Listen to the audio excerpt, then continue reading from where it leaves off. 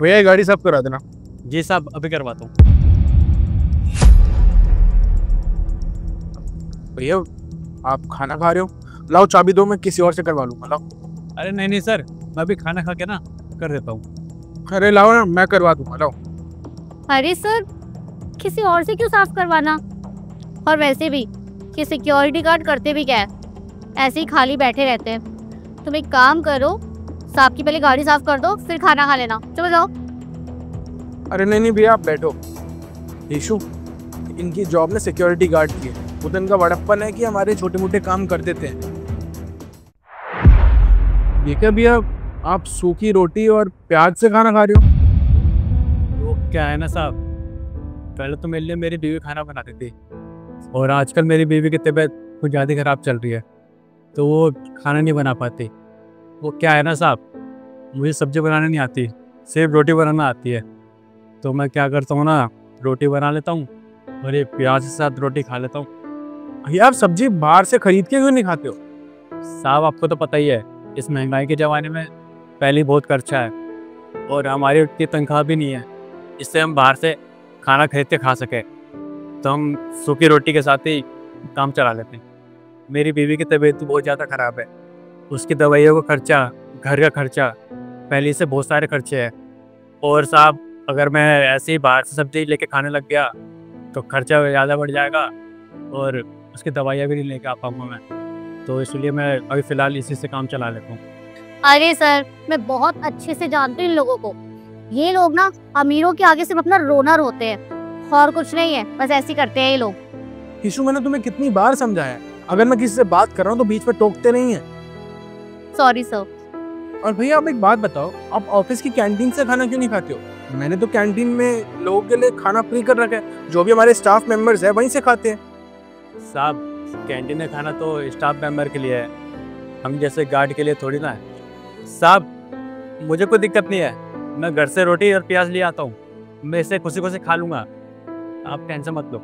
हाँ तो भैया आप भी तो ऑफिस के स्टाफ ही हो ना, आप भी तो हमारे ऑफिस के लिए ही काम करते हो। सर आप ये क्या बोल रहे हैं?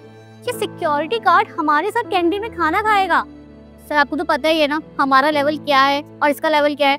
अगर आज आप इसको बोल रहे हो खाना खाने के लिए, उसके बाद तो आपको पता ही है कि डेली वहीं से खाना खाएगा। ऐसे कैसे हो सकता है सर? ईशु एक मिनट, भैया आज से आपको ये सूखी रोटी और प्याज खाने की जरूरत नहीं है, आप ऑफिस की कैंटीन से खाना खा सकते हो। आज के बाद ना आप वहीं से खाना खाओगे, और अगर कोई रोकता है ना तो आप सीधा आके मुझे बताना, ठीक है? लाओ चाबी दो, मैं किसी और से साफ करवा लूंगा, आप खाना खाइए। अरे नहीं नहीं सर, मैं कर दूँगा आपकी गाड़ी साफ अभी। अरे दो भैया, आप कैंटीन में जाके खाना खाइए।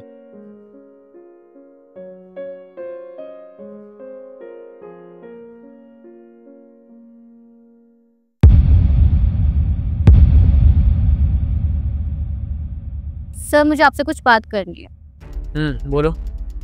सर आपने उस गार्ड को हमारे साथ कैंटीन में बैठ के खाना खाने की परमिशन देकर अच्छा नहीं किया।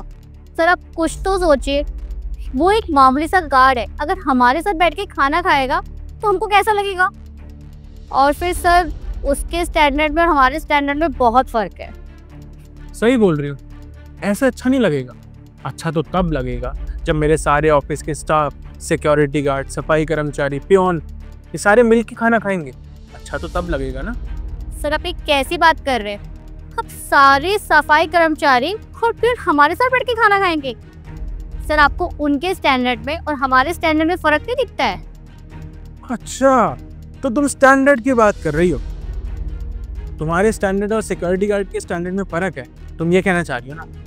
ऐसे तो मैं भी तुम्हारे साथ बैठ के खाना खाता हूँ, मैंने तो नहीं करी स्टैंडर्ड की बात कभी। मैं बॉस हूँ तुम्हारा, एज में भी सीनियर हूँ और काम में भी, मैंने तो कभी ऐसी बात नहीं करी।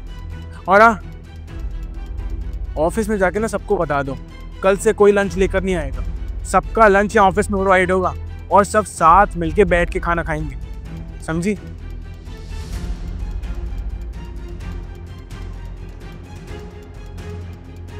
एक बार मेरे कैबिन में आना।